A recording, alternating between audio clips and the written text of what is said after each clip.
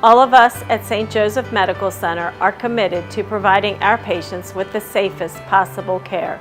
In 2005, we first implemented the Central Line Bundle and Central Line Checklist with the goal of bringing evidence-based best practice to every patient receiving a Central Line.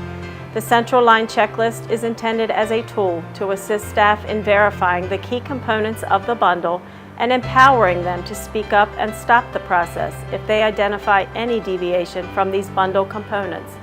Since that time, we have decreased our number of Central Line associated bloodstream infections, but today we strive for continued improvement to achieve our goal of 0 bloodstream infections. Together, we can reach that goal, but it will take teamwork and commitment by everyone who inserts, accesses, or makes decisions regarding the continued need for a Central Line to accomplish this goal.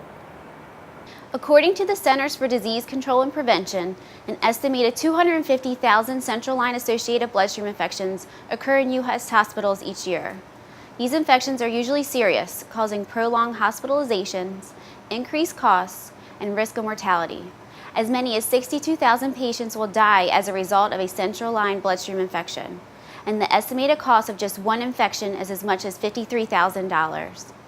At St. Joseph Medical Center, we have made our goal 0 Central Line bloodstream infections. We will work towards this goal through a multidisciplinary approach using evidence-based practices like the Central Line Bundle. The Central Line Bundle is a group of interventions that, when implemented together, are more effective than when implemented individually. The Central Line Bundle has 5 key components. Number 1, as always, hand hygiene is our first defense against infections. Wash your hands prior to inserting or accessing central lines. Wash hands with soap and water for 20 seconds or use waterless hand sanitizer. Number 2, use maximal barrier precautions during the insertion of a central line. The physician or vascular access nurse inserting the line must wear a cap, mask, eye protection, sterile gown, and sterile gloves. Anyone else in the room must wear a mask, cap, and gloves. The patient must also be draped from head to toe with a large sterile drape. Number 3, choose the optimal catheter site. The risk of infection and potential for mechanical complications should be considered when deciding where to place the catheter. If possible, the femoral site should be avoided. Number 4, use chlorhexidine gluconate, CHG, to prep the patient's skin at the insertion site. CHG is more effective than other antiseptics in killing germs on the skin because it has a residual effect that other antiseptics do not have. Number 5, on a daily basis, question the need for the Central Line and remove the line promptly if not necessary. Every hour that a patient has a Central Line increases the risk of developing an infection. Gather all the necessary supplies, including the Central Line Bundle kit. Consent must be obtained by the physician or vascular access nurse. As appropriate, provide patient education on insertion and care of the Central Line. Wash your hands for at least 20 seconds or use waterless hand sanitizer. Stop and do a timeout to identify the correct patient and procedure.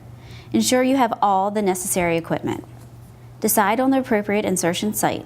The risk of infection and potential for mechanical complications should be considered when choosing where to place the catheter. If possible, the femoral site should be avoided. The physician should don a cap, mask, eye protection, sterile gown, and sterile gloves. Anyone assisting should don a cap, mask, and gloves. Maintain a sterile field at all times. Prep the patient's skin at the insertion site. Pinch the wings of the ChloraPrep applicator to release the solution. Use repeated back and forth strokes of the sponge for at least 30 seconds over the insertion site. Do not blot or wipe away. A key point is to allow the antiseptic solution to completely air dry before puncturing the site. This takes at least 30 seconds. Drape the patient from head to toe with a sterile drape with a small opening for the insertion site. Insert the line per standard practice, being sure to maintain the sterile field at all times. This may include the use of ultrasound technology. Apply the CHG impregnated disc around the insertion site of the catheter. The physician or vascular access nurse should apply a sterile dressing. Remove your PPE and wash your hands or use waterless hand sanitizer before leaving the patient's room. Please remember that all new IV tubing and medications must be set up, used, and labeled appropriately when a new central line is placed. Dressing should be dated and timed post-procedure. Just like checklists help pilots prepare for takeoff, we use a checklist to ensure the required steps are performed on insertion. The checklist is completed electronically by the nurse assisting in the procedure. The checklist must be filled out for every central line insertion. If at any time during this procedure the proper step is not being followed, anyone in the room may stop the procedure and correct the situation.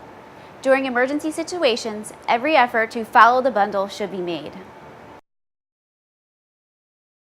To reduce central line associated bloodstream infections, it is also important to properly care for central lines. Wash your hands prior to accessing a central line or caring for this site.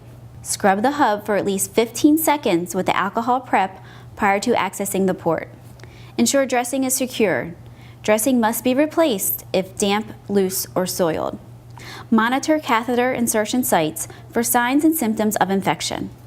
In an attempt to expedite the wellness of our patients, the Vascular Access Department has implemented and participates in two important programs. The first is called Early Assessment for Appropriate Vascular Access.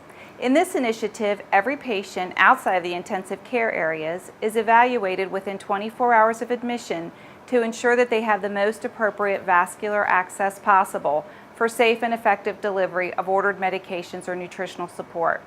This may be for peripheral IV only, or it may be for central venous access, such as a peripherally inserted central catheter, also called a PICC, internal jugular, or subclavian line placement. PICC lines are often placed in patients who are known to need long-term antibiotic therapy or nutritional support, or are going to need to continue with these services after they are discharged from the hospital. The second important part of the program focuses on the prevention of central line associated bloodstream infections once a catheter has been placed. If a patient has central access, a daily assessment of continued central line need must be determined. This should be completed during daily rounds with the nurse, physician, and case management present, as well as by the vascular access team. The goal is for removal of the central line as soon as possible. Remember that every hour that central line is left in place, the risk that the patient will develop an infection increases. The decision to remove the central line as soon as possible is just as important as the decision to insert the central line.